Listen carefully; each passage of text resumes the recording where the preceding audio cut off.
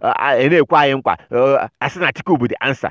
Alụ na-apụda anyị ka ọgịnị do alụ na-apụda anyị Atiku eji abụ the answer. Atiku onye afọ ya bụ the answer. Atiku aboki na-achị amụ n'aka bụ the answer ndị Igbo. Hey, ọka isi je ọgịnị na-emeda anyị ife a? Atiku aboki na-achị amụ n'aka ka anyị na-asị na ya bụ the answer. Chineke bụ the answer. Chukwu abịama, Chukwu okike abịama ndị Igbo ya bụ the answer. Anaghị kwesịrị ịnachi ya azụ. Debebe iwu Chineke ka wepụ obi anyị n'ebe ndị a nọ. Wepụ obi n'ebe Buhari nọ. Wepụ obi gị n'ebe Buhari nọ. Wepụ obi gị n'ebe Atiku nọ. Wepụ obi n'ebe ndị a nọ. Wepụ obi n'ebe ndị aboki nọ. Aboki abụrụ ansa ndị Igbo. Atiku aboki na-achị amụ n'aka abụrụ ansa ndị Igbo. Ka anyị were obi anyị tinye n'ebe Chineke anyị nọ. Na-achị ya azụ n'iwu Chineke. Ebe a ka dị ansa dụ. Ọya kpata isi na anya ji wee daa ya etu ọ daa ya. Anyị bụ ọkụkọ banyere na ngige na egwu wee na-eme. Anyị need na-achị azụ bido debebe iwu Chineke.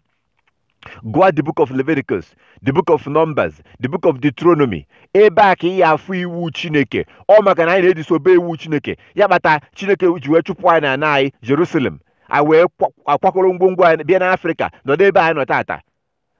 Chineke wee zite ndị ilu anyị fa wee na-achị anyị. Gụọ Deuteronomy 28, Leviticus 26 ka iwe fife ndị nna agwa ife a. And also Luke chapter 21. Luke chapter 21. Ọkwefu ndị ị na-agụ na Bible fa bụ ndị Igbo.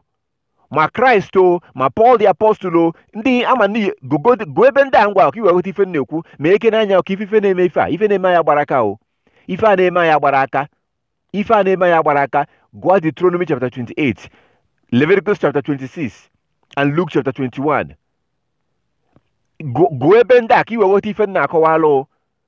Gụọ ya ka iwe ghọta. Ịchọkwa kọntaktị ya m na WhatsApp.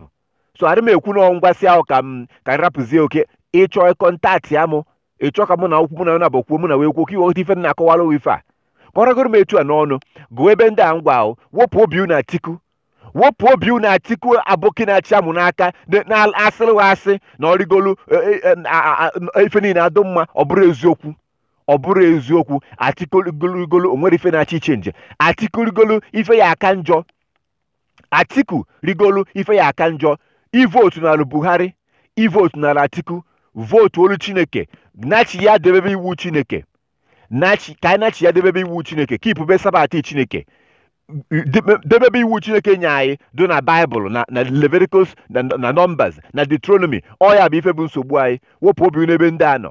Ka ọ ragoro m etu a n'ọnụ.